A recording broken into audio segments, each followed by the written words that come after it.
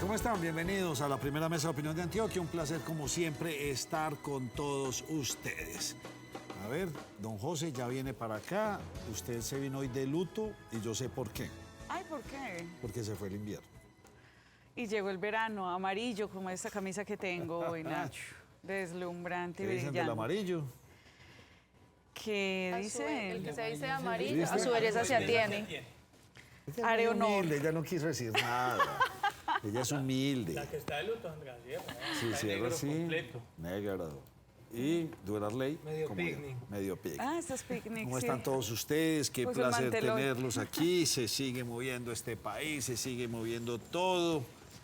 Qué cosas. Esto es de un dinamismo que uno ni se la cree. Pero estamos contentos aquí, sobre todo porque en lo deportivo todo va súper bien. Sí, pensaría uno que sí, Nacho. ¿Sí? Se está jugando, que es lo importante. ¿Ganando? Ese es el dilema.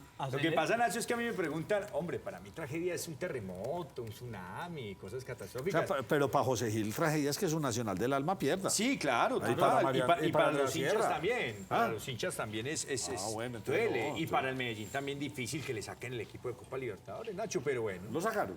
Sí, lo acaban. Sí, pues pasó, cuente a ver. No, vea, Medellín iba punteando el grupo. Sí. Era el líder del grupo, pero podía quedar de segundo, tercero, dependiendo de los resultados. Le metieron 3 ayer, 3 goles por 1, perdió frente a Internacional de Porto Alegre en media hora, Nacho. Ya tenía el equipo del partido internacional. Medellín logró el descuento a través de Luciano Ponce al minuto 50, pero quedó en la tercera casilla, clasifican solamente 2. Chao. En la tercera casilla clasifica Copa Sudamericana, conocida como la otra. Sí, la otra mitad de la gloria, la otra copa que no es tan importante como la Libertadores. Es la verdad, y todo hay que decirlo. O sea, la Libertadores es la Libertadores y la Sudamericana es la Sudamericana. ¿Y qué negocio el que se inventa nada? Entonces los que quedan de terceros van a otra copa, los que quedan Sí, de Nacho. cuartos van a otra No, copa. los que quedan de cuartos, y chao. los que no fueron están en otras copas. No, Pero, no, Nacho, no, y no, nos- no. vea, Nacho, ¿sabe es que que ese en es un Europa lo negocio. manejan así? En Europa no se le extrañe que en 2, 3 años se copie el modelo aquí en Sudamérica y se inventen otra copa también para los equipos que no pueden ni con una ni con la otra. Y lo cierto, Nacho, es que, bueno, va a Sudamericana y Medellín ya tiene rival. En Sudamericana le va a tocar enfrentar a San Lorenzo y Almagro. Sí, que es un equipo de pergamino, de historia, de peso en el fútbol sudamericano, campeón de la Copa Sudamericana en el 2001 y campeón de la Copa Libertadores de América en el 2014. Así que si Medellín quiere seguir vivo, por lo menos en Sudamericana, porque es una llave directa, es un playoff, un mata-mata, tiene que ganarle a uno de los históricos del continente. Muy bien, bueno, hoy yo veo que aquí mis periodistas, Don Duer, que es el de los ronrones, no trajo ronrones, María Andrea no trae tampoco nada. Entonces me tocó el turno a mí, dejémoslo así. Pues me llegaron fotos. Y como hay tanta perspicacia por estos días, la gente empezaron a enviarlas a preguntar qué hacían estos dos juntos. Estamos hablando, y vamos a ver, hay 2 imágenes que me mandaron, ahí están los paparazzi, mírenlos, ¿dónde estaban reunidos? Un centro comercial. En un centro En un comercial. centro comercial, Eso aquí. parece en Una zona de comidas. En San Fernando, San Fernando, estaban Eugenio Prieto y Luis Fernando Suárez. Pues muy temprano empezaron, o una vez salieron estas fotos. Se acabó el pacto de Indiana, Ay, mira, ya es tiene el el mismo pacto termo de ayer. de San Fernando. No, es que ustedes no pueden hablar, hombre. Qué cosa tan impresionante. Como Cualquier si ellos no reunión, hablaran. Bueno, así se mueven las cosas. Ayer tuvimos al doctor Luis Fernando Suárez aquí y seguramente tenían que hablar. Y entre todos ellos se tienen que hablar, porque es que tampoco es que sean enemigos, ¿o sí? Y lo dijo Nacho. No lo acá, son señor Luis Nacho, yo Fernando, Eugenio solo no Prieto llega. lo veo con vocación de adherirse a otro candidato, no de llegar al final. Lo veo más ¿Sí? ¿A nombrable Luis que Fernando? elegible. Lo veo usted No, más. a Eugenio. A Eugenio, perdón, sí. Eugenio, entonces de sí, pronto Eugenio, de pronto de la cuerda de Luis F. No sabía uno. Puede O de terminar, pronto, puede ¿cuál? Pero Nacho, puede ser así. En su Sí, momento no, está también, en su bien. momento los votos de Eugenio Prieto, sin ser tantos, le apoyaron la campaña a Federico Gutiérrez. Y son 2 personas muy respetables. Sí, total. Muy respetables, que tienen una hoja de vida bastante amplia en el sector público. Bueno, y como todos están hablando, pues inclusive creo que, a ver, yo voy a ver, permítame, verifico aquí una cosa antes de ir a meter las patas yo con mis cosas. No, aquí está. Pues nadie se queda callado. De hecho, enseguida le vamos a preguntar a nuestro invitado, el exministro de Hacienda de este país, actual rector de la Universidad Escuela de Ingeniería, o la Universidad EIA, porque es así, la Universidad EIA, que no me he podido acostumbrar, le vamos a preguntar esto, porque definitivamente ese asunto de la congelación de las tarifas pues está dando mucho que hablar. Y Rodolfo Correa pues no se quedó atrás y esto fue lo que dijo. Hombre, lo que está pasando con el tema de la congelación de tarifas de servicios públicos de Medellín, hay que desenmascararlo. Hay que contarle a la gente la realidad, que eso es solamente otra fábula de la actual administración.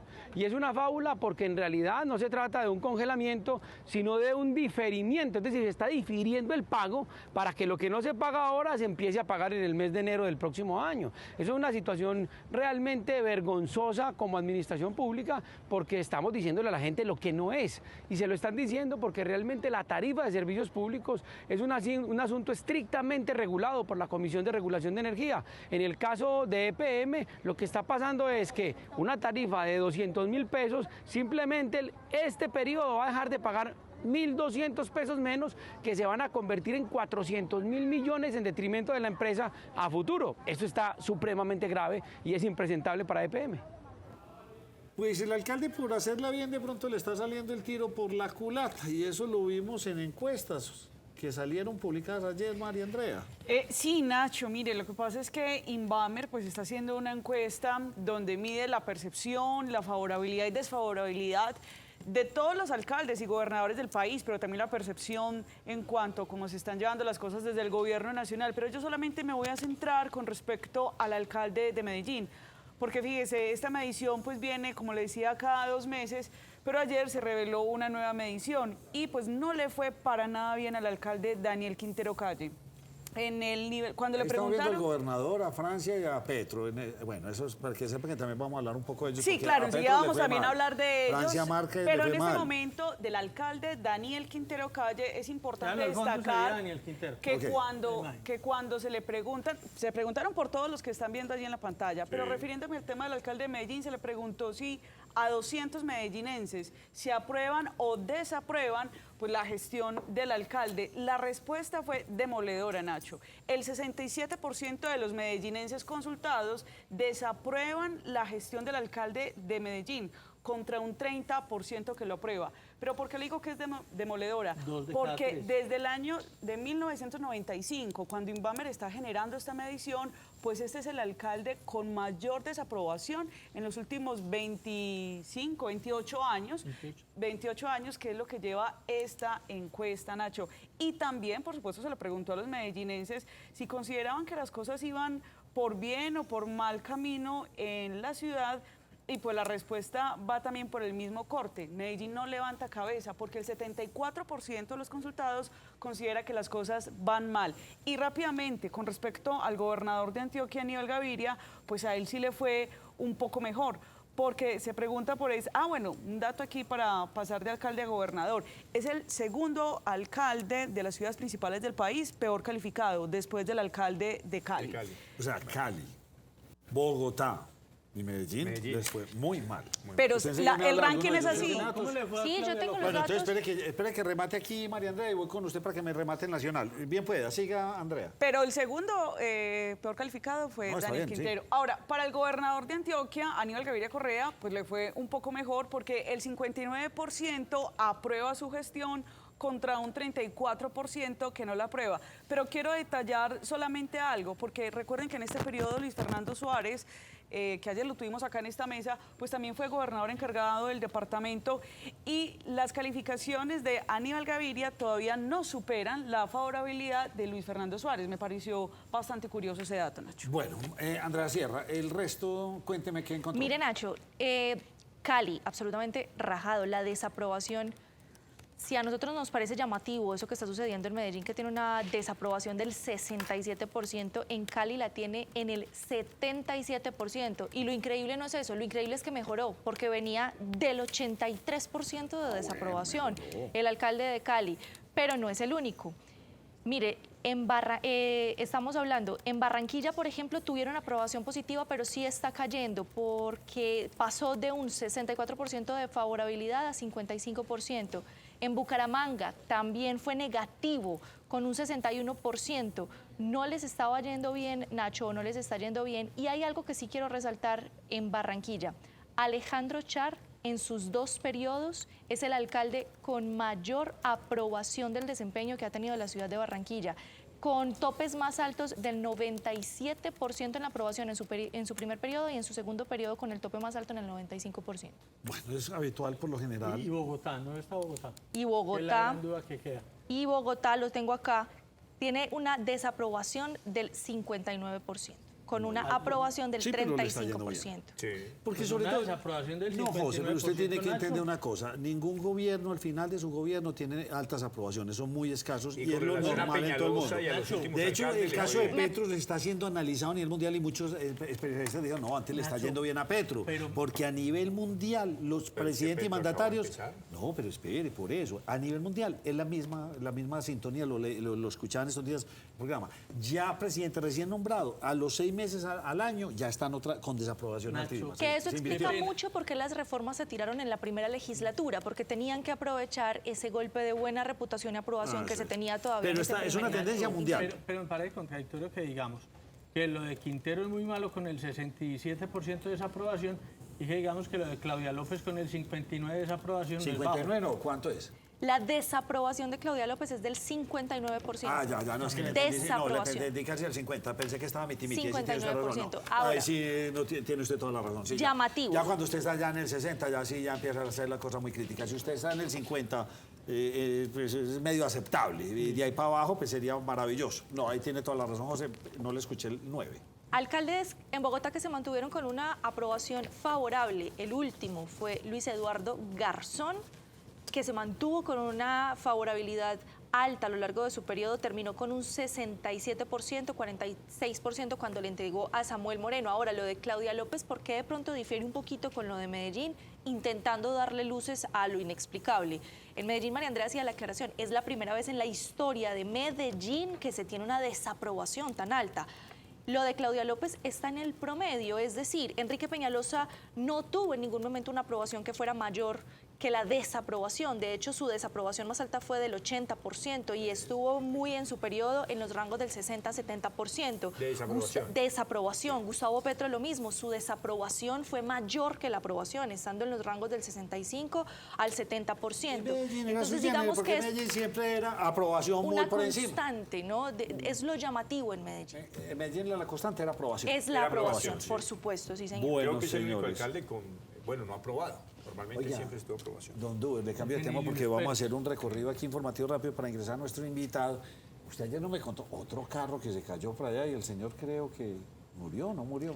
Sí, Nacho, ese fue otro vehículo. No trabajé mucho la noticia, no recuerdo si es. Otro vehículo. en el Medellín se está poblado. caracterizando ¿Otro como la vehículo se cayó? ciudad De los que más carros vehículos se voladores. caen desde Sí, los edificios. Nacho. Qué cosa tan impresionante. Bueno, ahí se la dejo. El Duber. señor había quedado herido inicialmente, pero Señor de desafortunadamente 82 años. sí, lamentablemente murió en las últimas horas, producto pues del fuerte impacto que sufrió en la caída de este vehículo de una unidad residencial. Oiga, y el incendio de Bello entonces terminó que era una bodega de gas ilegal. Sí, Ay, señor. qué maravilla. Pues con capturados y todo a bordo, pues las autoridades, la Policía Metropolitana informó que se logró la captura de una persona que estaba requerida por un delito de tráfico de estupefacientes, porte ilegal de armas de fuego.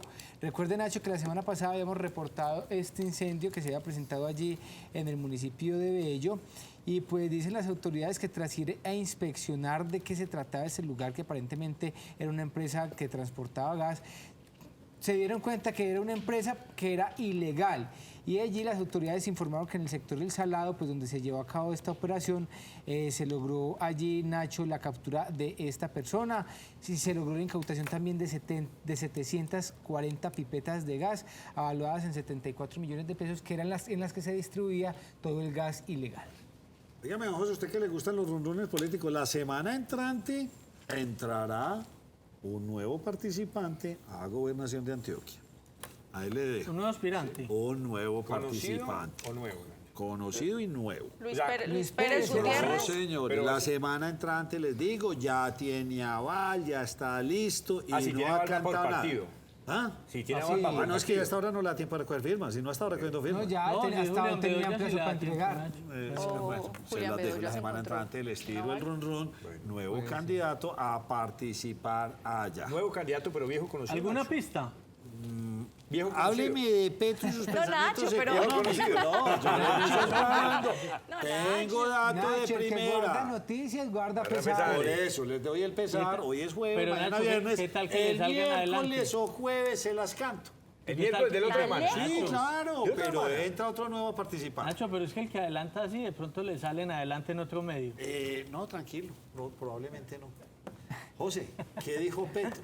Vean, Nacho, Petro y sus pensamientos económicos, nada menos en una presentación que tuvo hoy en horas de la mañana, habló de la crisis climática y habló de para dónde va la economía, y para dónde, está hablando, entre comillas, del neoliberalismo y para dónde va la economía.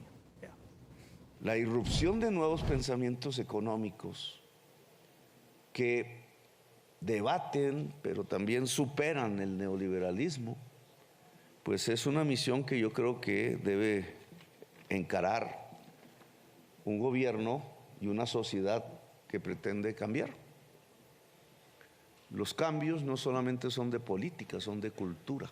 Es más, el cambio real es cuando es de cultura. Y dentro de la cultura, el pensamiento académico, la teoría, el pensamiento científico, la discusión y el debate académico.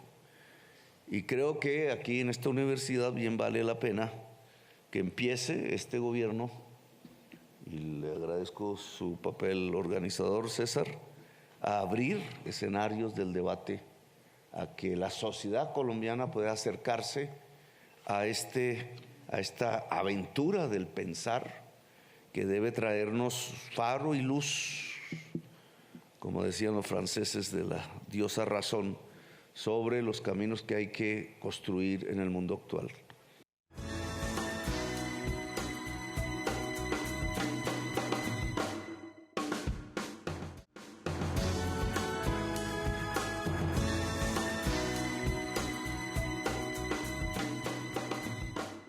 Universidad Católica Luis Amigó, formar para transformar. Estudia especializaciones en Derecho de Familia, Infancia y Adolescencia o Derecho Penal y Criminología. Inscripciones abiertas 604-448-7666, www.ucatolicaluisamigó.edu.co. Vigilada Mineducación. Rector José Manuel Restrepo, ¿cómo me le va? Hola Nacho, un saludo muy especial, un saludo a todos los integrantes de la mesa de trabajo, complacido de estar aquí en Nos Cogió la Noche. Bueno, espéreme un momento. ¿Qué dijo nuestro televidente que nos está viendo por Facebook Live? Nuestro televidente, que yo creo que nos está viendo por televisión, pero me escribió por el interno, es don Gustavo Vélez desde Sonsón. Y dice, buenas tardes, José. Ojo que el planteamiento de Petro es una revolución cultural al estilo Mao. Eso fue lo que le entendió de esa intervención de Gustavo Petro. Nos fuimos a la pausa y aquí se alborotaron con el tema político. Entonces, las cábalas que se hacen es Luis Pérez, ¿para dónde va? Y Luis Pérez siempre ha sido del Partido Liberal y ha tenido ahí su afán. Él se ha tratado de salir y buscar otras cosas, que la Liga de Gobernantes, que esto, que el otro. Pero entonces si uno se pone a mirar el panorama, pues ya le dieron el aval del Partido Liberal al doctor Eugenio, entonces ya no hay aval para otro aspirante a la gobernación. Le quedaría que el Partido Liberal le diera ese aval para que se lanzara a la alcaldía de Medellín. Pero pensaría uno que el señor Luis Pérez está esperando en este momento que dice Federico. Por otro lado, muchos se atreven a decir, no, es que Federico no va porque va a lanzar y va a avalar a otro candidato, ya es partido, entonces, venga, este es el mío, lo avalo, me voy con él, hago campaña y lo que él haga es responsabilidad. Puede pasar y eso le quitaría el peso que tienen muchos precandidatos en este momento que están ahí, pues vimos las encuestas de ayer y todos marcan muy bajito y Federico está por allá arriba. Pero resulta que aquí María Andrea Botero me sale con una película que no la tenía yo en el radar. Y es Antioquia piensa en grande. Colombia piensa en grande. Colombia piensa. Entonces eso es un movimiento que está en el Consejo Nacional Electoral en este momento con tendencia a volverse partido político. Sí, Nacho, el Consejo Nacional Electoral admitió esta petición. Esto fue recientemente, ahorita en junio, como el 10, el 15 de junio, no recuerdo bien la fecha. Y lo que deben de hacer, pero o uno de tienen los 60 días 40 días hábiles. 40 días hábiles. Y eso no da con el 29 de julio. Ya julio empezó. Quedaría, digamos que ras con ras. Uy, haga las cuentas. Porque Quedaría los ras Pero, con ras. pero lo que pasa es que no está... O sea, desde se pueden tomar todo ese hasta- tiempo. Hace días, pero es que se dijo que hace poquito. Sí, es realmente hace poco, porque precisamente estaban como Está mirando por jugando dónde nos con metemos, el por dónde tiempo. nos metemos. Uno de los requisitos sería también mirar en las últimas elecciones de Senado y Cámara qué senador o qué representante de la Cámara estaría inscrito o quién se podría, digamos, cobijar bajo Colombia Piensa en Grande. Y está John Jairo Roldán Avendaño, quien fue quien hizo la solicitud ante la Comisión Nacional Electoral. Hay que esperar. Entonces sí Nacho. me tenía ronrones políticos. Pero la pregunta que surge es, para el caso del señor Luis Pérez Gutiérrez, que quedó tan marcado como petrista o cercano a Petro, marcado por su cercanía con Daniel Quintero, ¿qué tanta posibilidad y favorabilidad tengan una aspiración acá, a nivel regional? Yo no lo veo fácil, la verdad. Rector, vamos con usted. Aquí con el rector José Manuel Restrepo podemos hablar de todo. Una duda usted que estuvo en el gobierno anterior. ¿Qué es una emergencia económica? ¿O esta emergencia, cuál es la emergencia que está declarada? Emergencia social y económica. Social y económica. ¿Hay una emergencia económica, una social? Hay diferentes unos tipos de estados de emergencias que excepción. puede declarar el gobierno? Hay justificaciones por la vía social o por la vía económica, pero se llama emergencia económica y social. Es uno de los estados de excepción que contempló la Constitución de 1991, que le permite al presidente de la República decretarla con el propósito, entre otras, además de adoptar decretos con fuerza de ley, o sea, leyes de la República sin pasar por el Congreso de la República para enfrentar un hecho extraordinario, un hecho que es sobreviniente, es decir, que no se ha presentado anteriormente, de tal manera que se necesitan instrumentos adicionales para poder dar una respuesta a ese hecho sobreviniente o excepcional. Esos decretos, esas leyes que son establecidas durante ese tiempo, ¿qué vigencia tienen? No, tienen la vigencia si son tributarias, tienen la vigencia del año correspondiente, a partir de lo cual el Congreso de la República, que hace control político también a estas decisiones, puede darle continuidad. Incluso el control político le permite al Congreso cambiar parte de los decretos que se establecen en ese momento. Y hay un control también judicial en la Corte Constitucional que lleva a que la Corte hace una evaluación tan pronto como recibe los decretos, tanto el decreto que declara la emergencia como los decretos que aplican la emergencia, y la Corte Constitucional pues evalúa si realmente hubo un hecho extraordinario, sobreviniente, y si los decretos pues se corresponden con ese hecho extraordinario sobreviniente. Pero entonces déjeme pensar aquí como raro. Usted me puso aquí a hacer cábalas. ¿Es sobreviniente lo de La Guajira? ¿Toca a todo el país? Hombre, digamos, a primera vista, si usted me dice el hecho de las preocupaciones sociales en La Guajira, para mí no es sobreviniente, porque es que han existido esos problemas de tiempo atrás. Además, no creo que se necesiten decretos con fuerza de ley para darle respuesta a esa problemática. En segundo lugar, el cambio climático. ¿El cambio climático realmente es un hecho sobreviniente o era predecible? Es decir, teníamos la capacidad para anticiparnos, pero tampoco sabemos si eso realmente está constituyéndose en una razón para tomar decisiones de esta naturaleza. Y el otro problema es la dificultad de acceso al agua potable. ¿Será eso un hecho sobreviniente o es un hecho que ha sucedido en La Guajira de tiempo atrás? Porque muchos me dicen, en La Guajira hemos tenido problemas de esta naturaleza desde hace muchos años. Si hace así, pues aquí no hay un hecho sobreviniente. ¿Cuántas emergencias puede declarar un presidente en un año? No hay límite. Es decir, en este caso particular, esta emergencia se declara por 30 días, es el tope máximo. Y esa emergencia se puede repetir en 2 oportunidades, o sea, en total 90 días. En el caso de la pandemia, ustedes recordarán, el gobierno en donde yo trabajé decretó 2 emergencias económicas para enfrentar el impacto de un hecho sobreviniente que fue la pandemia en 2 oportunidades, o sea, 60 días en total. Entonces, en ese orden de ideas, digamos que el actual gobierno podría declarar una emergencia social y económica frente al tema de la salud. Es decir, no le seguimos pagando a las IPS, a las EPS, TRAN, los colapsamos, seguimos generando y podría entonces a futuro declarar esa emergencia y casi que entonces no necesitaríamos reforma porque se iría por una emergencia. Pero es que no es sobrevivir. Le estoy haciendo cábalas aquí. No, digamos que si hubiera un problema serio en el sector de la salud, en donde no hay la posibilidad de atender a los pacientes en un momento determinado, ese es un hecho que puede generar una preocupación social gigantesca. Se han decretado en el pasado de emergencias económicas por situaciones sociales, por ejemplo, terremotos que se presentaron en algunos lugares, por fenómenos de clima también. O sea, el fenómeno del Niño Si uno logra justificar que el fenómeno del niño no se pudo anticipar, es un hecho extraordinario y tiene impactos gigantescos o importantes, eso da lugar a una emergencia.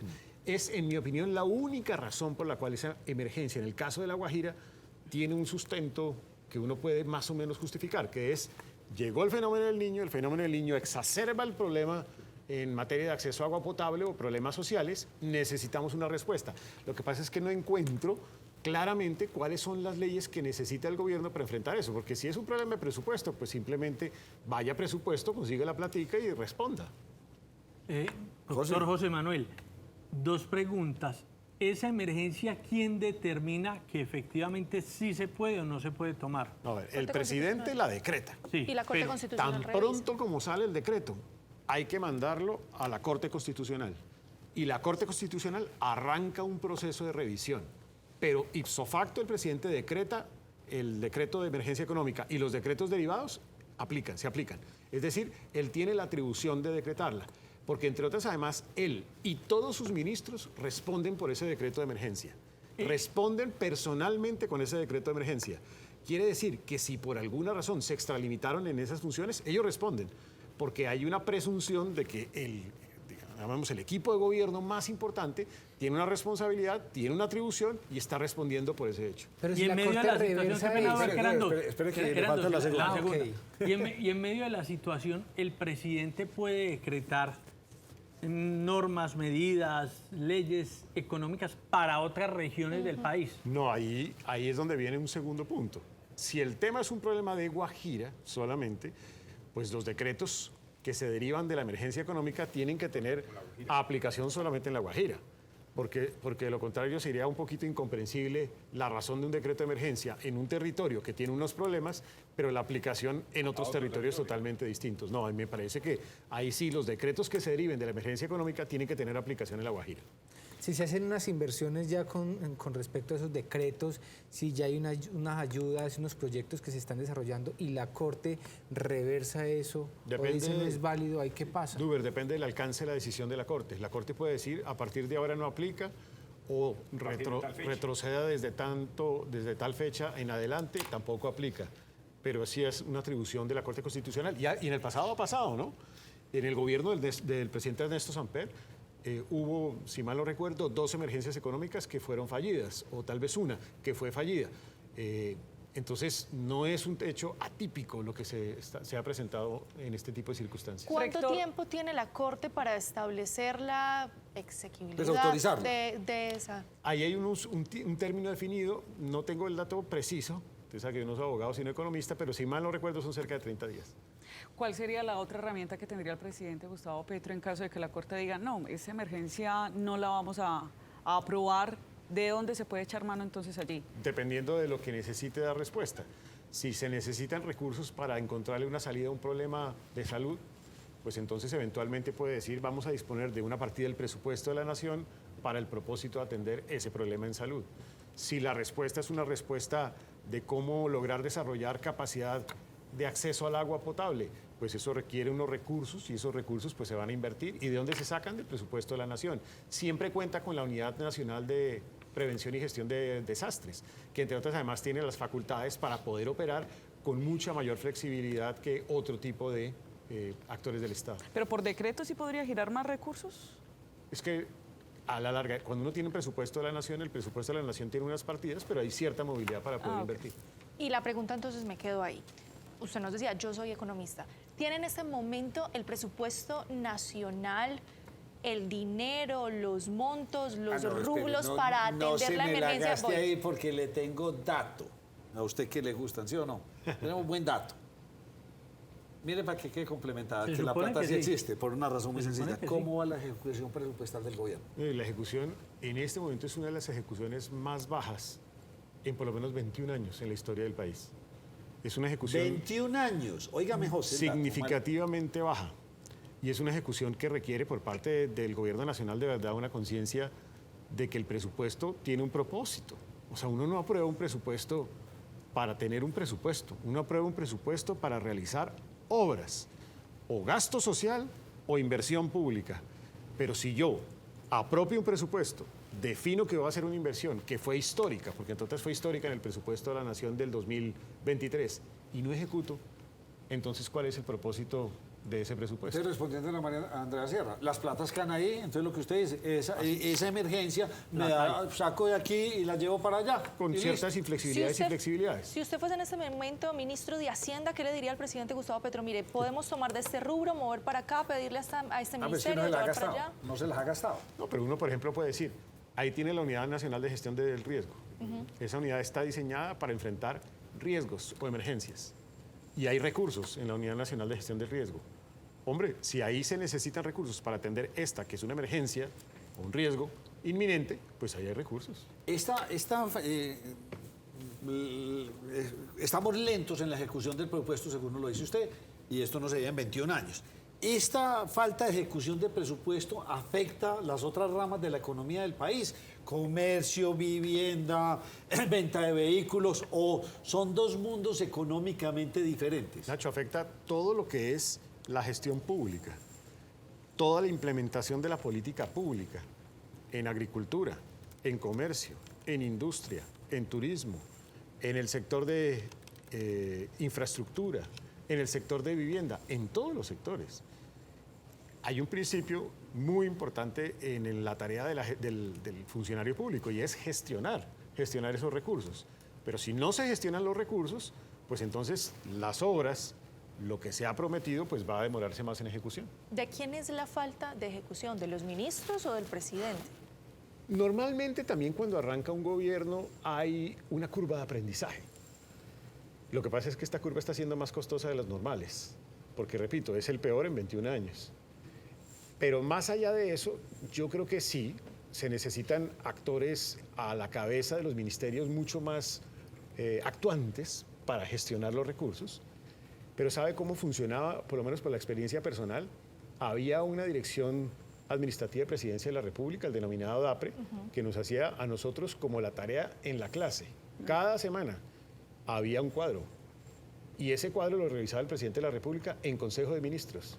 Y ahí uno veía Ministerio de Hacienda en rojo o Ministerio de Hacienda en verde, Ministerio de Agricultura en rojo. ¿Qué significa en rojo? Que está por debajo de la media histórica de ejecución.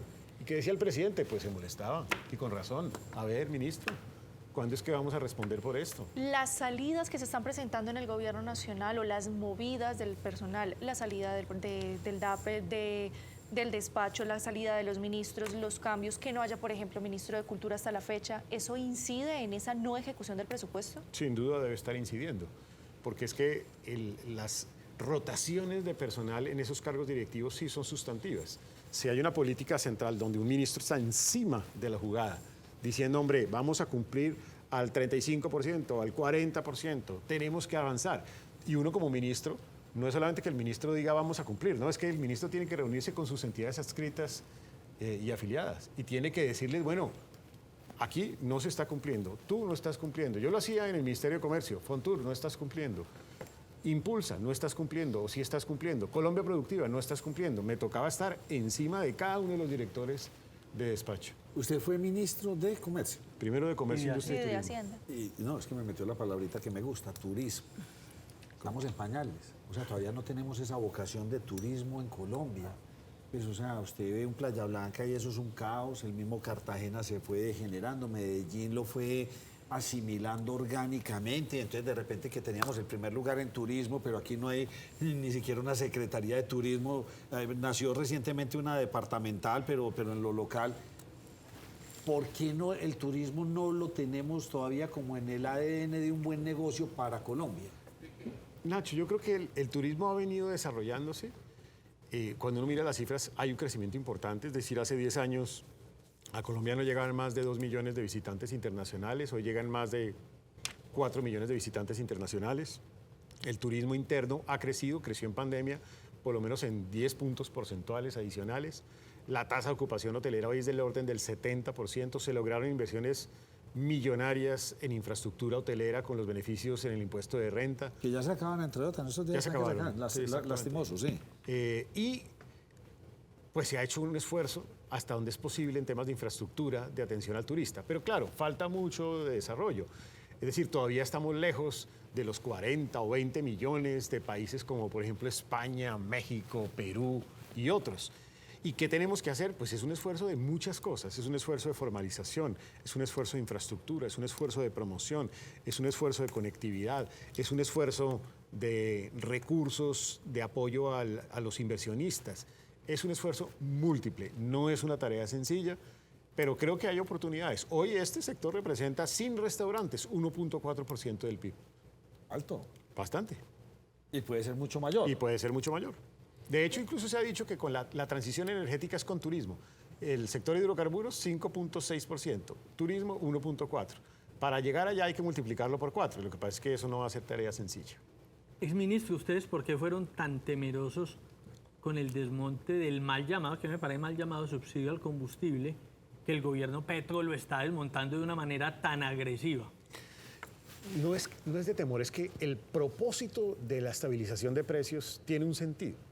Y el sentido es, hay que buscar que esas divergencias tan rápidas de precios entre el precio internacional y el precio nacional sean asumidas por una razón, porque si no existiera el mecanismo, hay que de inmediato subir, incluso a lo que suban los precios internacionales. Si eso sucediese, y eso lo medimos nosotros, eso hubiese generado un aumento de inflación en ese momento de entre 5 y 6 puntos porcentuales adicionales.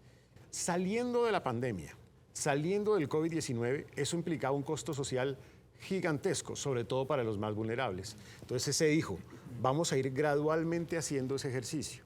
Y en la medida en que eso genere una diferencia, pues hay que asumir un costo de subsidio. Y de la manera que lo está asumiendo este gobierno, ¿eso va a tener una implicación directa en la inflación? De la manera como se ha venido asumiendo es una manera gradual, no está afectando a CPM, sino solamente gasolina. Evidentemente tiene un impacto en materia de inflación, pero como ya la inflación quebró el espinazo y ya la inflación anualizada mes a mes está disminuyendo, pues yo creo que hay un margen de maniobra. Eso lo que significa es que la estabilización de los precios va a ser más demoradita. Por eso, en mi opinión, cerraremos este año en el orden de 9.5% en inflación. Pero la inflación no rebota, ¿o sí? Por lo general, cuando pues, va con tendencia hacia arriba y muy pocas veces vuelve, baja y vuelve a subir. No debería rebotar, y para eso hay una entidad que es la Junta Directiva del Banco de la República, que juiciosamente está tomando decisiones de tasas de interés. Y por eso tampoco hay que acelerar a la Junta Directiva del Banco de la República, hay que dejarlo que tranquilamente responda con sus decisiones de tasas de interés. Rector, le quiero cambiar el tema, aprovechando que usted está ahora en la academia, porque, pues, según un informe de este mes, las matrículas en las universidades se han estancado y eso muestra que hay una poca transición de la educación media a la educación universitaria. ¿Cuál es el fenómeno que se está presentando en el país? Yo lo he dicho públicamente, además fui quizá el primero que lo dijo en medios de comunicación. Nuestro sistema de educación superior está enfrentando 3 desafíos. El primer desafío es el desafío de una transición demográfica más acelerada. Le voy a dar el siguiente dato. Muestra representativa de universidades privadas de Colombia. Entre 2014 y 2018 crecía el orden del 7% anual promedio. Entre el 2018 y el 2022 está estancada, 0%. Muy rápidamente se dio esa transición en materia demográfica. En la pandemia, el DANE lo demostró, la transición demográfica llevó a la disminución significativa de nacimientos. No sé por qué, pero se dio. Segundo hecho, los jóvenes están tomando decisiones distintas de formación y de educación.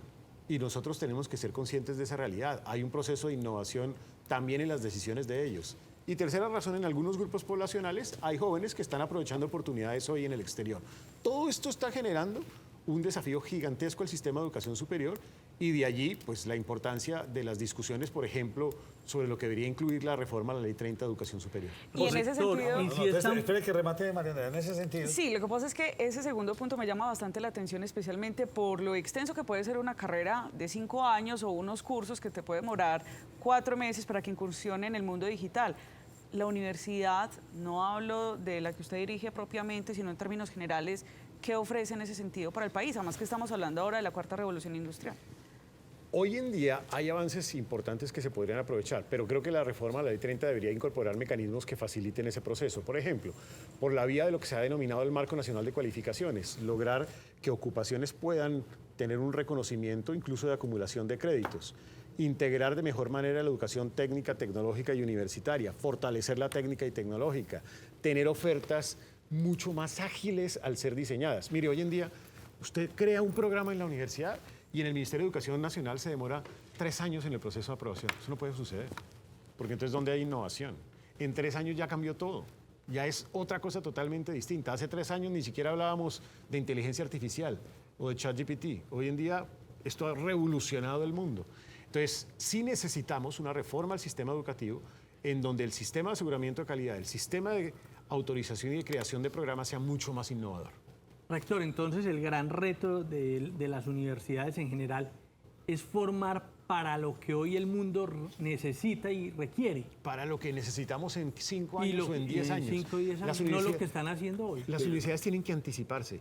No pueden ser miopes como yo. Tienen que ver más lejos. Y para ver más lejos tienen que anticiparse. Pero tienen venga, que usted... pensar, por ejemplo, qué va a pasar con el tema de la robótica en 15 años o en 10 años. Fíjese la velocidad a la cual va ChatGPT, por ejemplo. Pero venga, y si usted me metió para meter una puya aquí dura. Entonces, en ese orden de día de lo que estamos hablando de educación, quiere decir que eso de la educación también se va a traspolar a la forma de trabajar. Claro. Y estamos haciendo una reforma laboral de hace 50 años. Y los pelados ahora están buscando una cosa. Entonces, el que está miope no es como ustedes, sino estamos miopes buscando una reforma laboral de hace muy antigua. Mire, por ejemplo, yo le iba a hacer esa pregunta. La reforma laboral tiene que ser mucho más flexible, porque hoy las contrataciones son totalmente distintas a las del pasado. Es decir, hoy los jóvenes no perduran un cargo durante toda su vida como sucedía en el pasado. Claro. Hoy en día rotan, cambian. Entonces tienen que ser muy flexibles. Distintos tipos y modalidades de contratación, distintos tipos y modalidades de remuneración. Nosotros no podemos perpetuar el mismo modelo de hace 50 años. Y me voy a quedar ahí, porque la pregunta que le hizo Nacho López se la tenía, pero se la quiero estructurar diferente y es, ¿cómo ve usted, rector, que están confluyendo, por ejemplo, lo que necesitan las empresas en talento humano, la forma en la que quieren trabajar ahora los jóvenes, lo que usted decía de flexibilidad, lo que ofrecen ustedes las universidades y lo que busca la reforma laboral? ¿Están hablando el mismo idioma esos 4 puntos? ¿Convergen esos 4 puntos? Siempre ha existido, en primer lugar, esa diferencia de las conversaciones entre el sector productivo y la academia. Yo creo que en Antioquia, a diferencia de otros departamentos, hay mucho más acercamiento. Modelos como el del CUE en Antioquia son un ejemplo en el país. ¿Qué es el modelo CUE? Es el modelo del Comité Universidad Empresa Estado, con reuniones mensuales, con la presidencia de las compañías más importantes de Antioquia, con participación de innovadores, científicos, emprendedores, donde se discuten temas nuevos de convergencia entre la educación y el mundo empresarial. Pero hay que seguir haciendo este esfuerzo. Hay que lograr que las universidades y las empresas se acerquen más. Con respecto a los desafíos de los estudiantes, ahí es donde las universidades tienen que ir más lejos, anticiparse a lo que será la demanda de los jóvenes y sobre todo la demanda del sector empresarial más adelante y los intereses de los jóvenes. ¿Qué necesitamos en eso? Hombre, mecanismos, por ejemplo, de educación más personalizada, educación en donde cuente la excelencia académica, la excelencia humana, en donde tenga sentido no solamente el objetivo de la educación, que es las notas, la evaluación o los exámenes, sino también lo subjetivo de la educación, la pasión, la motivación, la responsabilidad, la integridad. Esos otros temas son tan importantes. Y claramente la reforma laboral, pues es una reforma laboral hecha para perpetuar unos pocos dentro de la oferta de trabajo con beneficios, pero no dice nada, por el contrario, sobre generación de nuevo empleo, destruye empleo, y poco o nada dice sobre formalización. Por el contrario, informaliza más el mercado laboral. Rector, el mundo se simplificó. Para mí, cuando yo tenía 20 años, pues el mundo ir a Bogotá era lejos, ¿sí o no? Ya ir a Madrid, a Estados Unidos, eso ya para un pelado ahora eso es como de nada. Le quiero preguntar lo siguiente, ¿qué tanto le está hirviendo a estos pelados, dado ese acontecimiento que todo es cerquita y todo es fácil, tener 10, 8, 6 especializaciones y títulos, y en última instancia van a salir a buscar y no encuentran? No, es que no encuentran. O sea, sí vale la pena tener tantos doctorados, especialización y tantas cosas. A ver, yo creo que los programas de formación tienen que irse ajustando a esas necesidades del entorno productivo. Creo que nosotros tenemos que ser más pertinentes en la oferta y tenemos que acercar la oferta desde la perspectiva del sector productivo con visión de largo plazo a lo que ofrece la universidad. Habrán necesidades de doctores para, por ejemplo, hacer producción de ciencia y tecnología. La ciencia y la tecnología se hace con doctores. Para eso se necesita ese nivel de formación. Pero también, por ejemplo, tenemos que aceptar los doctores a las empresas. En el mundo existen los doctores que están trabajando en las empresas y haciendo innovación dentro de las empresas. Todavía en Colombia nos cogió la noche sobre ese tema. Está bueno su apunte. ¿Qué va a pasar después del 20 de julio? Porque viene un segundo semestre ya. Y un segundo, ya Segunda digamos, el 20 de legislatura. julio, ya estamos a pocos días de que el presidente Petro o el actual gobierno cumpla un año. Venimos con una economía que muchos dicen que se está complicando, comerciantes, vivienda, etcétera, pero todavía no es como tan latente, pero cada vez va cogiendo más fuerza. ¿Esto es un episodio esporádico ahora por estos tiempos de inflación o después del 20 de julio que arranquemos? Digo el 20 de julio porque ese día volverán a meter reformas, arranca otra vez el Congreso con toda, entonces viene otra vez otro pulso, gobierno, congresistas, y eso marca el dólar. Pues el 20 de julio ya sabemos que se presenta de nuevo una reforma laboral. Yo aspiro que de aquí a allá todavía tenemos poco menos de un mes, se haga un consenso con los sectores empresariales. Entiendo que la ANDI ha insistido en que se cite a la mesa de concertación para discutir esa propuesta de reforma laboral. Ojalá se haga, porque si se presenta la misma reforma, creo que va a ser muy tortuoso el tránsito de la reforma. No se les olvide, próximo semestre estamos en elecciones. El Congreso no opera igual en un periodo electoral. Es muy distinto. Ellos tienen una concentración, obviamente, en elegir a sus diputados, a sus concejales, a sus alcaldes, a sus gobernadores. La reforma a la salud continúa su proceso, tortuoso, difícil. Esa reforma, al no tener esa concertación, va a tener un tránsito muy difícil. Y en mi opinión, o se cae en el Congreso o se cae en la Corte Constitucional. Por eso yo incluso lo dije públicamente, y aquí lo dijimos en Nos Cogió la Noche, le recomiendo al presidente que retire la reforma a la salud, que construya un consenso, que haga una propuesta en donde quepan todos.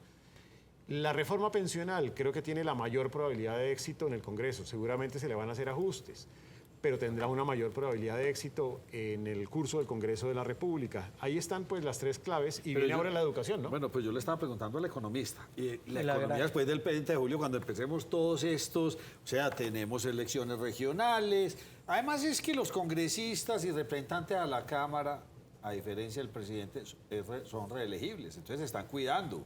Porque seguramente en las próximas elecciones a presidencia del Congreso, yo quiero volver a repetir, entonces aquí ya me cuido, ya no le va a jugar tanto este gobierno. Cambia mucho el panorama, pero en lo económico, ¿qué ve usted en este segundo semestre? Yo sigo viendo un año que va a tener mejores resultados de lo inicialmente previsto en materia macroeconómica. Fíjense ustedes, el déficit fiscal sigue el proceso de ajuste, va a mejorar. El déficit de balance en cuenta corriente mejoró sustantivamente, el empleo sigue mejorando, la inflación ha venido disminuyendo. Hemos visto que la tasa de cambio viene a la baja, o por lo menos está más baja de lo que teníamos anteriormente. En lo macro pareciera todo bien. En lo micro hay dudas. En lo micro digo lo sectorial, lo productivo, industria y comercio cayendo al 7%. Duro. Vivienda de interés social cayendo por encima del 60%. Duro, muy duro. Y la otra La inversión extranjera mucho. directa cayendo al 10.9%. Muy difícil.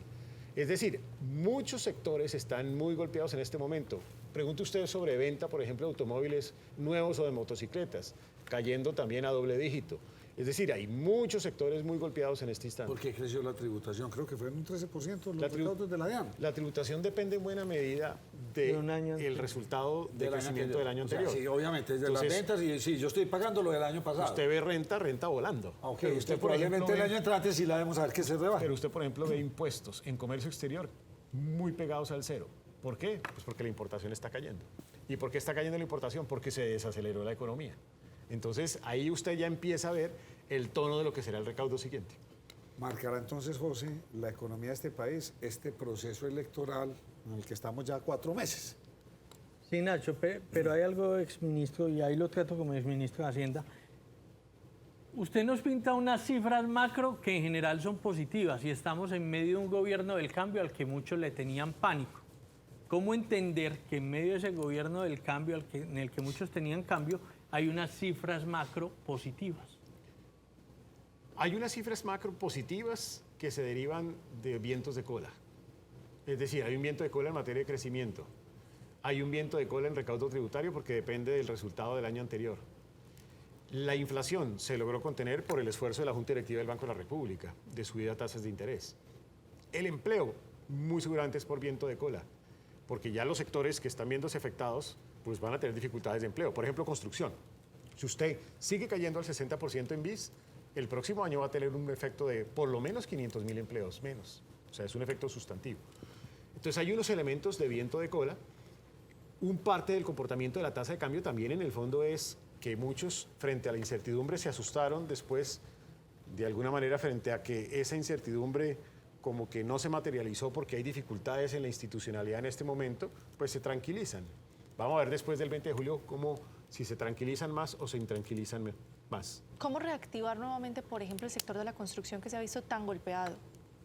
Yo creo que ahí, en la forma como se están aplicando en este momento los subsidios, me parece que hay un error operativo. ¿Cuál subsidio, por ejemplo? Subsidio de la vivienda BIS. Es un subsidio que en este momento está articulado, supeditado a unos resultados SISBEN, con un énfasis más en vivienda de interés prioritaria que en vivienda de interés social, con énfasis en algunos municipios del país. Me parece que se complicó el proceso.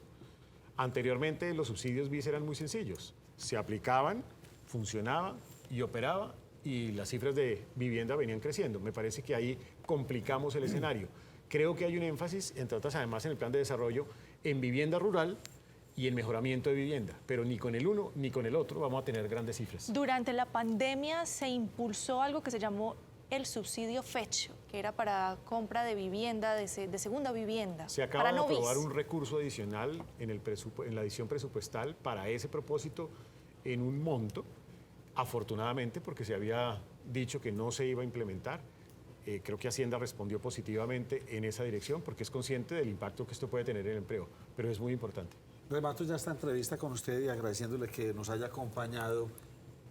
Listo, hablamos del entorno nacional. ¿Qué tanto puede afectar la economía, el panorama internacional? Estados Unidos que de pronto no está por buenos lados, la guerra de Ucrania, en fin, ¿qué tanto podría afectar la economía de nuestro país? Elecciones en Estados Unidos. Elecciones en Estados Unidos. Puede no sé. tener una implicación, sobre todo sobre tasa de cambio e inversión extranjera.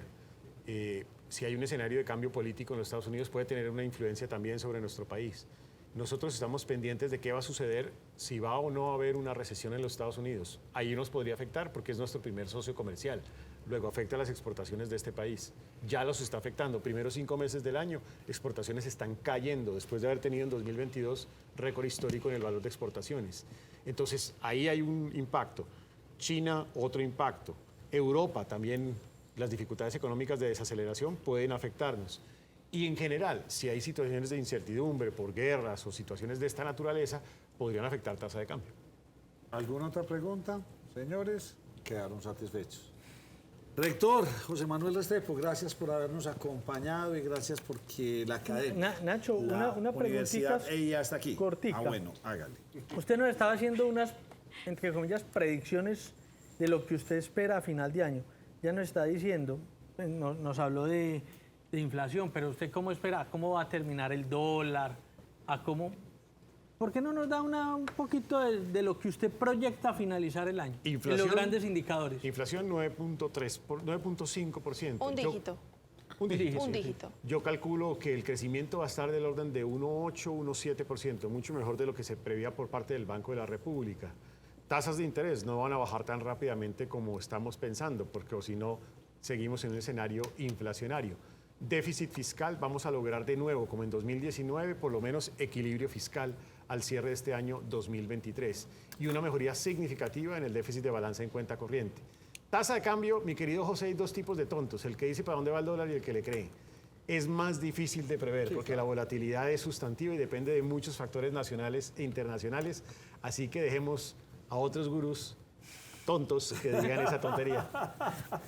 ¿Quedó listo? Quedó listo, sí. Pero muy Ustedes optimista, sigan con sus rector. dudas. Sí, yo soy Muy optimista en el cierre optimista del el rector. 2023. Rector de la Universidad, muchas gracias por habernos acompañado. Muchas gracias, Nacho, y un saludo muy especial a toda la mesa de trabajo. No se me vayan, ya volvemos después de esta pausa porque tenemos otro invitado y vamos a hablar los Gilinski antojados del Grupo Éxito.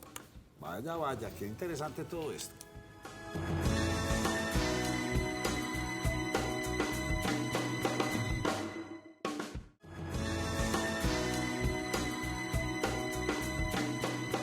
Esta sección es patrocinada por el Raspa y Listo de la Lotería de Medellín. Lotería de Medellín. El Éxito, una empresa que los antioqueños llevamos dentro del corazón. ¿Cuántas personas, cuando el Éxito, recuerdo, cuando yo era joven de Uber, Ellos decían, no, nosotros los domingos no trabajamos y no abrían los domingos.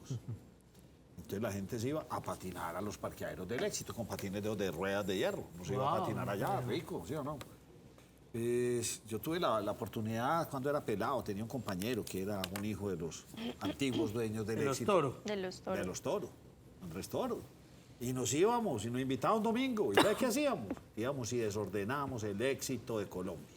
Feliz, una almacén cerrada para nosotros. Yo siento que usted está contando eso acá hacíamos como competencias cosas. de carritos y todo eso. Es una empresa que llevamos. De hecho, cuando se abrió el primer Éxito en Bogotá, creo que eso fue una cosa apoteósica, la fila, la locura. Y ya el Éxito pues ya se volvió de un ADN no solamente antioqueño, sino con presencia nacional y bastante grande. Logró quitarle ese fuerte liderazgo que tenía Almacenes Ley, porque Ley era muy grande en Colombia, ¿sí? Y recuerde que el Éxito de Colombia, por ejemplo, antes era un Sears. Sí, era el Sears. Era el Sears. Sí, vendían muebles. Yo iba allá de chiquito y vendían eran muebles. Sí, vendían muebles. Usted no había nacido cuando eso cambió. El Ley era de un señor apellido Yepes, no sé. Luis Eduardo Yepes. Luis Eduardo Yepes. Ahí está. Usted tiene un invitado para que hablemos y yo le tengo la primera pregunta, pero saludemos a nuestro invitado. Sí, señor, estamos con Juan Fernando Villegas, un experto en temas de bolsa, inversiones y demás, que nada menos conoce, porque creo que en algún momento hasta de su vida profesional laboró en Almacenes Éxito y conoce bastante de este tipo de inversiones. Con las buenas tardes, Juan Fernando, ¿cómo entender esta nueva OPA que ahora sugiere el Grupo Gilinski por Almacenes Éxito? Bueno, un cordial saludo para todos. Muchas gracias por la invitación. Gracias, José. Sí, yo tuve la oportunidad de pasar por el Grupo Éxito y todos lo conocemos, el tamaño que se ha convertido, el gigante que es en el retail. ¿Y qué veo yo acá? Pero antes de esto, un poquito de contexto. Ustedes, si tienen memoria, no sé ¿cuánto valía la acción del Éxito en el 2012? No, ¿Se acuerdan? aquí ninguno es accionista. Duele es accionista de una pastelería por allí, pero de resto no más. ¿Cuánto costó? Oiga, Bueno, 12.000 pesos, Nacho, Sí. 12.000. ¿Cuánto vale hoy? 4.100. Empecemos por ahí. Oiga, ¿ok? 4.100, 11 años después. ¿Y cuánto ha crecido el Éxito? Sí. Exacto. ¿Cuánto está vendiendo hoy? ¿Cuánto vendía hace 10, 12 años? Número uno. Número dos. ¿Cuánto pagó Gilinski la primera vez en la OPA en Nutresa y cuánto fue subiendo? ¿Cuánto? Yo parezco el entrevistador aquí, pero es que es muy importante que... Subió la gente demasiado. entienda. En No, realidad, me encanta. Las preguntas son todas para don José Fernando No. Gil, a ver si se aprendió la lección. Usted que es el economista. Nacho, no, yo no soy economista, Nacho, soy periodista del área económica. Pero un buen antecedente es que terminó comprando Gilinski muy baratas las acciones de Nutresa y de Sudamericana en su momento. Sí, pero la Y fue pregunta puntual es, subiendo- ¿arrancó como en $8 y terminó como en 13 más o menos o algo así? 27.000 pesos, 50, ya va en 60. Es decir, fue doblando la apuesta. Entonces Sí. yo hago la misma pregunta. ¿Por qué le vamos a creer que 830 es la primera OPA? Yo no creo que se la van a entregar a eso. Porque es muy barata, solamente por el precio de la acción, pero también por los múltiplos por los que se valoran estas empresas en los mercados. Está absolutamente regalada. Y otra pregunta que tengo que es muy grande. Cuéntenme, ¿cuál es la experiencia de Gilinski operando un retailer del tamaño del Éxito? Ninguna. Ninguna. Pero venga, Entonces pero- esto es un negocio de oportunidad. pero, Juan, el hombre le quedaron 800 millones por ahí en cash para... ¿Qué hago con esta plata, muchachos? Pero no pude hacer la compra del GEA completo, no pude con Sura. En una platica, ¿cómo nos mecateamos esto? ¿Se le Juan, aparece esto? Pero a mí me queda una duda. No, de pronto no es eso. Es que ni conoce negocio y el negocio del Éxito no es bueno. Es que vender más de 30 billones o 40 billones que vende el Éxito al año para tener una rentabilidad de 100.000 millones, usted mismo lo sabe que no es un buen Muy negocio. bajas. Es un negocio, como le dice José, de mucho efectivo, de mucha caja. Es flujo De de caja. pronto Gilinski lo que le está apuntando es lo que sí vale. Es el patrimonio que tiene este grupo. Es que cuánto Y lo valen está todos sus comprando a un almacenes. descuento del 50%, Nacho. O sea, lo está comprando regalado. Si el GPA, que es el grupo que tiene el 95%, el Brasil y después Casino encima, porque es Casino, Grupo Pau de Azúcar, Éxito. si lo venden por esa plata, es el papayazo del siglo. Está comprando la mitad del valor del patrimonio, entonces está regalando. Le cambio la pregunta. Los otros necesitan plata, los otros necesitan 900 millones de euros ya. Eso, esa es la pregunta. Entonces, ¿qué tan urgidos están los franceses de ese capital ya? Mucho. Lo necesitan urgente. Los cogió el dólar, les pegó una sacudida, los cogieron las tasas altas. Ellos crecieron, es muy importante en la historia, ellos crecieron al debe en América Latina. Al debe. Se le cambian las condiciones en el mercado, tasas altas, hacen un plan de reestructuración también con el gobierno francés encima. De casi no hay otra compañía que se llama Rally, si no me escapa el nombre, creo que es así. Y están muy endeudados, hicieron un plan de reestructuración y les obliga el gobierno a disminuir pasivos en unas etapas muy exigentes y por eso tienen que desinvertir. Juan, con mucho dolor. Juan, entonces le con entiendo. Mucho dolor, pues, porque vender eso por estos precios, una acción como el Éxito, venderla al 50% de descuento del valor del patrimonio. Pero, es entonces, bastante triste. Le entiendo a usted una cosa.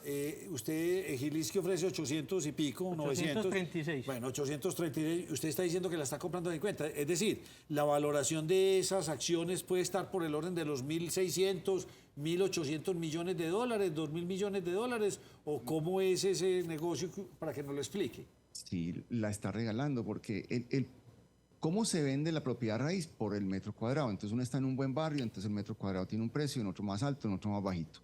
¿Cómo se venden las compañías en general en el mundo? Hay unos indicadores de valoración. Hay uno que se llama el EV sobre EBITDA. Eso mide el valor de la empresa por la capacidad del flujo de caja, después de pagar intereses, depreciaciones, bueno, el famoso EBITDA. La industria está en un promedio de 8 veces. Un Walmart está en 10, 11, 12 veces. Un Target también está por esos niveles. Los europeos, competencia, como Carrefour que le vendió aquí a Jumbo, están en 5 veces. Y este hombre está pagando 1,5 veces. 2.5 veces. Tengo que verificar ese dato, pero está realmente haciendo una oferta de tiburón. Eso es lo que hace un tiburón. Entonces, es el inversionista el que llegó, no es el empresario, porque él no tiene experiencia en retail, porque él tiene una plata que tiene que poner a trabajar y ve esta oportunidad. No creo que le vendan a ese precio. Le va a pasar lo mismo. Es el cuento del pastorcito mentiroso. Jaime, nosotros sabemos que vas a ofrecer el doble. Ya lo hiciste en 3, ya lo hiciste una vez, lo haces 2 veces. Los franceses no creo que le suelten esas acciones a ese precio o que se atraviese, ojo, quién sabe, otro grupo y diga, no, yo sí voy a ofrecer 1.2 billones. Pero venga, pregunta ahí. Entonces, Walmart, que ha tenido muchas ganas de entrar a Colombia y no lo ha logrado hacer, ¿podría ser un oferente en este caso? Porque no veo ningún otro de ese tamaño. Se habla de un inversionista minoritario de casino, quizás. Puede haber jugadores interesados porque obviamente el éxito es muy grande, Nacho. Y obviamente sería... O de pronto los que compraron la participación del colombiano tendrán esa caja. El grupo San Felipe. Podrá haber. Bueno, cuénteme, a ver, ¿habrán interesados, digamos, sobre todo a Estados Unidos? Yo no soy un experto pues en el sector del retail, pero si yo soy Walmart y ya tengo oficina comercial en Colombia y veo que salió otra compañía que tiene esa penetración del éxito, ese canal de distribución tan gigante, pues yo sí miro los números y veo que también llegó otro señor a ofrecer por ella bien barato y digo, no, pero a ver un momentico, estudiemos esto. Seguramente lo está estudiando no solamente Walmart, algunas otras. Y me llama la atención también, y lo vi en las noticias ahorita, me pareció hasta risible que salga el gobierno a decir que ojo con ley antimonopolio por lo que está haciendo Gilinski. Bueno, calmaos, porque yo no lo veo, pues, realmente. Que eso es otro tema a discutir. Se lo van a dejar comprar. Y como están las cosas ahora, no me extraña que pongan por ahí un palo en la rueda, que no sucedió en el caso de Nutresa, porque lo de Nutresa fue muy ágil, todas las entidades del gobierno funcionaban muy rápido, la bolsa, y ahora sale el gobierno a decir otra cosa. ¿Será que ya partieron cobijas Petro y los Gilinski? Chisme aquí pregunta para ustedes que conocen todas las noticias, yo no sé, pero esto está lleno de intrigas y de preguntas que las iremos contestando cuando se desarrolle el negocio. Sí entraría un grande a mirar el negocio, no me extrañaría que fuera Walmart. Juan Fernando, la inquietud que yo tengo y precisamente hace un momento hablábamos de diferentes opciones, ¿por qué pone los ojos precisamente en el éxito? Si hay también otros almacenes de cadena de pronto que le puede interesar. Porque el éxito fue el que por el No es una OPA, no, nada. Es una OPA, pero es porque los franceses necesitan vender, necesitan... Óigame, pregunta, esos 900 y pico de millones de euros, ¿a cuántos millones de dólares equivale la necesidad de los franceses? ¿Cuánto está el euro? No, es muy... 1.000 y pico de millones. Nacho, pero es una multiplicación. Sí, 1000 algo. Póngale eso, sí, 900 a 1000 a un... 1.000 millones de euros. El uno está a ¿Cuántos son en dólares? 4.200, el otro a 4.800. Bueno, pregunta. Pero pregunta, Juan, no se le debe dejar de reconocer a Gilinski, que es un hombre exageradamente hábil. Primero compra un medio de comunicación muy importante en el país. No, perdóneme, ya salió el run que va por el colombiano. Ya la negociación del Heraldo está casi lista. Sí. El país de Cali también, o sea, está montando, pero, ahí sí es un monopolio de comunicaciones grande en Colombia. Sí, Nacho, pero bueno, déjeme, yo la culmino. O sea, el señor es muy hábil, llega y compra un medio de comunicación, pinta desde ese medio de comunicación de circulación nacional el peor escenario posible en el país, el más catastrófico del mundo. Y después sale y empieza a hacer unas ofertas por unas compañías del grupo antioqueño que eran muy baratas. Sigue con las compras de medios de comunicación y empieza a comprar otras cosas en medio de que su medio de comunicación sigue pintando el escenario más catastrófico de nuestro país. O sea, el escenario como para que mucha gente esté interesada en vender, incluidos los dueños, incluido el grupo Casino, que tiene pues gobiernos de izquierda en Brasil, en Argentina, en Colombia, donde tiene importantes inversiones. O sea, él es muy hábil. Es muy audaz y está utilizando el poder para poder. Así es. Y sabe que los medios tienen mucho poder y lo está utilizando para poder. Solamente fíjese toda la cantidad de prensa mala que le hizo a los ejecutivos del GEA cuando iba por ellos. Eso se acabó. Ya no hay un solo aviso o un solo confidencial en semana frente al comportamiento A, B o C de un ejecutivo del GEA, cosa que fue nivel... Mejor dicho, pues todos ustedes ya saben lo que pasó ahí. Pero Juan... Y eso ya se cayó. Entonces, Juan, él sí sabe que el poder, está comprando el poder para poder. Nacho, sería comprensible pensar que si se consolida el negocio del Heraldo, más adelante no duden que vaya por alguna empresa grande, Tecnoglass, no sé qué empresa de la costa. Mire, me quedé pensando en lo que nos decía Juan Fernando Villegas. Y hizo la pregunta correcta, o tuvo el pensamiento correcto. ¿Qué tanto sabe Gilinski Retail? Se supone esa que es la no pregunta sabe. correcta. No sabe, no lo conoce. Y el negocio no es bueno. El negocio es bueno por el patrocinio que tiene. Entonces ahí me surgió a mí una pregunta. Pero él es un banquero. Sí, es un banquero y sabe cuándo ganar. Y un banquero con mayor razón dice, hombre, ese negocio como negocio no funciona. Ahí lo que me funciona es convertir todos los almacenes en edificios y volverlos en propiedad raíz y vendo todo eso. Puede ser.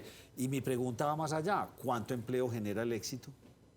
Uy, genera más de 30.000 empleos, 35.000 Es un empleos. gran generador de empleo en el país. Sí. Pero yo pienso que esos no están en riesgo, Nacho. Esos empleos no están... Quizás los de los ejecutivos en Medellín, en Envigado. Pero es los que, otros mire, es que la pregunta de Juan es muy interesante. Si no saben de eso, ¿para qué meten? Van a ir detrás de otra cosa, ¿no? Bueno, porque él se está metiendo, o sea, él tiene siempre dos sombreros, el del empresario y el del inversionista, banquero de inversión que compra barato y vende caro, así como compró los lotes baratos en Panamá y se forró con eso y enamoró a los cataríes y con los cataríes le presentaban a los árabes y los árabes se compró Nutresa y ese es un genio para eso. Va a hacer contacto y se mantiene en Londres, allá está es su oficina y su casa y es un mago para eso. Y se encontró un negocio. Yo no le pongo tantas complicaciones y tiró una oferta muy agresiva a unos precios ridículamente bajos, a ver si le cogen la caña, porque Bueno, los otros están asfixiados con la deuda. O la otra es tiro barato y después me voy y negocio con los de Walmart o con otra cadena china o con otra cadena de estas gigantescas del mundo. Compro barato y me gano 200, 300, 400 milloncitos de dólares ahí en una operación rapidonga. O le vendí a los árabes. Banquero de inversión. O le Mucha vendí a más los caja. árabes, que están llenos de plata y necesitan montar negocios por todo el mundo porque el petróleo no les va a durar eternamente. Sí, eso es. Ah, no, ya, bueno, ya nos dio la conclusión. ¿Alguna otra pregunta para nuestro invitado? No sé si María Andrea o José... No es tienen- una hipótesis, yo no tengo la conclusión. No Es se una preocupe. hipótesis. Venga, Juan, una pregunta. Todas estas negociaciones, ¿cómo están afectando la bolsa en Colombia? Que No, lastimosamente... la acción no se movió, la acción pues bajó un poquito de precio, pero la BBC ha perdido muchísima fuerza, pero mucha. O sea, ya no es importante la bolsa. Juan, en esa medida, y que usted lo menciona de la Bolsa de Valores de Colombia, es comprensible pensar que hay muchas más compañías en el país que son muy baratas, o sea, que serían potencialmente comprables para inversionistas con buena capacidad. Absolutamente, las acciones, la tierra, las propiedades en Colombia, comparado con lo que cuesta pues a 2 horas en avión desde Colombia al norte, es muy barato. Mire, yo conocí en estos días, pero es que todo Colombia es muy barato para los precios, por ejemplo, que se pagan en la Florida. En estos días, en el edificio donde yo vivía joven con mi mamá, llegó un americano y lo compró todo el edificio lo compró. Todo, hizo una oferta apartamento por apartamento y se quedó con todo el edificio. Les parece regalado todo. Está muy barato. Además está el riesgo país, como hay tanta incertidumbre. Entonces estoy de acuerdo con lo que decía José, ellos aprovechan, siembran un poquito de temor, la gente se asusta, el miedo es más contagioso que la felicidad y ponen a todo el mundo a dudar si se quedan en Colombia, Petro va a acabar con Colombia y que la cosa, y sus programas que son muy virales y saben cómo atrapar la atención y cómo asustar a la gente con sus redes sociales y su revista, y la gente termina tomando decisiones en un momento de miedo, como dice Warren Buffett, compre cuando todo el mundo esté asustado y venda cuando todo el mundo esté complaciente. Pero mire, Entonces, ellos están comprando cuando todo el mundo está asustado. Ahora, Juan, usted decía, los Gilinskis no conocen nada del retail, lo confirmaba también Nacho y José, pero me dice un televidente acá una apreciación que me parece muy importante. El Grupo Éxito pues también serviría como un medio para poder distribuir todos los productos Nutresa. Por naturaleza lo hace. Pero Por naturaleza lo hace, fortaleciéndolo más, ampliándolo más. Es decir, No, conectar seguro que las sí. dos de alguna manera. Sí, pero él no va a meter 1.000 millones para seguir fortaleciendo, metiéndole plata. Pero no qué va a entrar. penetración puede tener también, Nacho, en otros mercados con lo que usted decía. Bueno, traigo las galletas de no sé dónde, los chocolates de no sé qué lado. Pero bajo ese principio, en algún momento la gente del GEA hubiera desistido de vender su participación en el Éxito. Porque eso en un principio, en los, en comillas, orígenes Pero era un del- acuerdo del para el GEA hacía desenroque. parte. Bueno, Juan, muchas gracias por habernos acompañado. Muchas gracias por invitarme. Última pausa, ¿quién nos cogió la noche? Ya volvemos. Universidad Católica Luis Amigó, formar para transformar. Estudia maestrías en comunicación, derecho, publicidad o educación. Inscripciones abiertas 604-448-7666, www.ucatolicaluisamigo.edu.co. Vigilada Mineducación.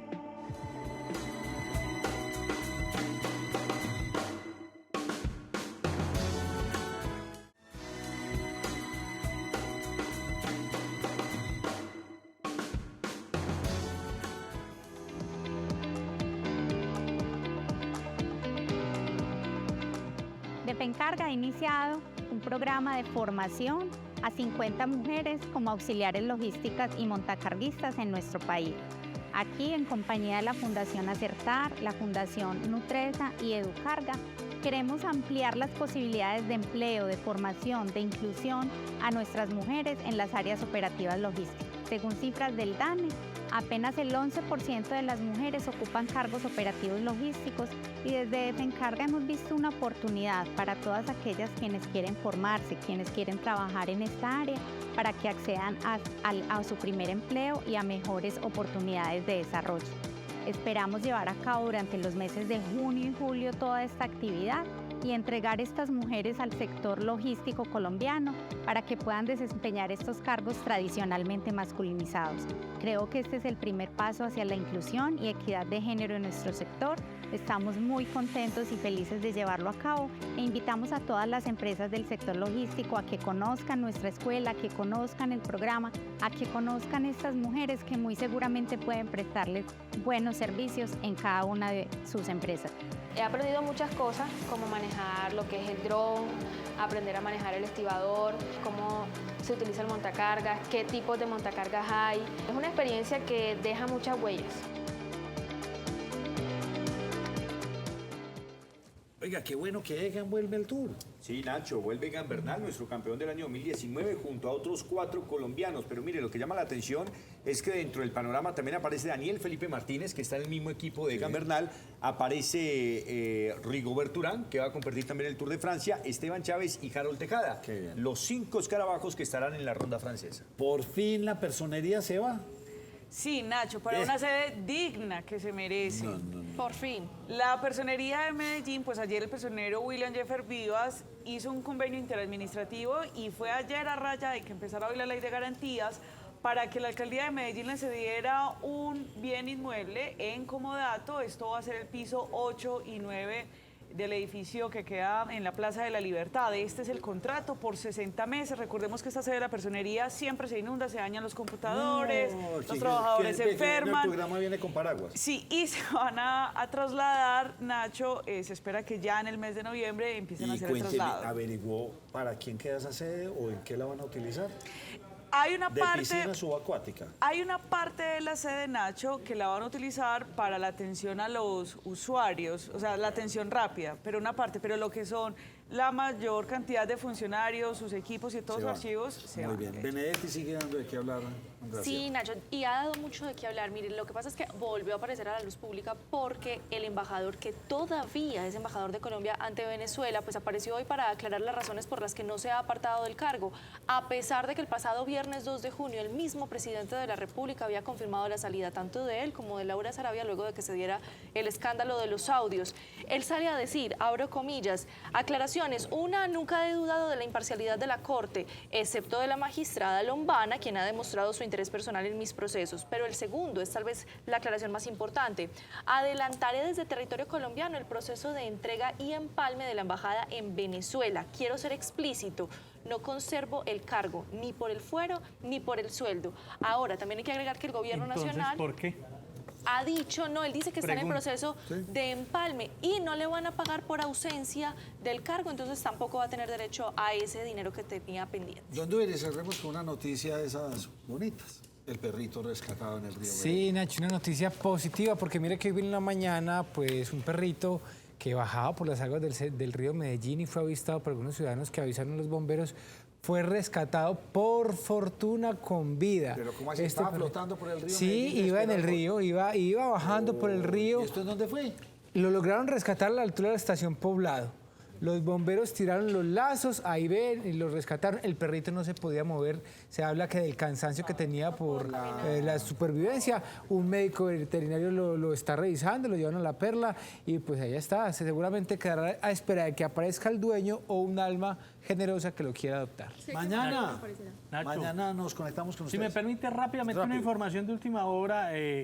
Afirman desde el Grupo Sura que en cumplimiento de los deberes de divulgación de información, este grupo de inversiones ha obtenido la autorización corporativa pertinente con respecto al acuerdo que tiene que ver con las acciones que ellos tienen en el Grupo Nutresa, en el Grupo Argos y, mejor dicho, se ha aprobado Traducción, que se fue el separan negocio y que el negocio va. El negocio. Por último, ¿cuánto remató el dólar? Subió un poquito y los tenis de María Andrea se están yendo cada vez más. Sí, Nacho, pero ya se promedió a 4.191. Nosotros le dijimos que comprara los tenis a cuando estaba a 4.082. Ahí va para arriba. No los compró.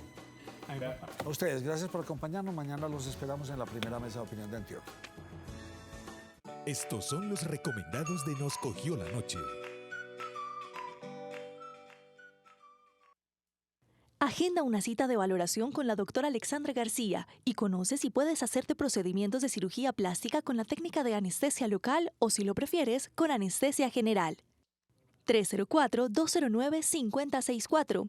304-209-5064.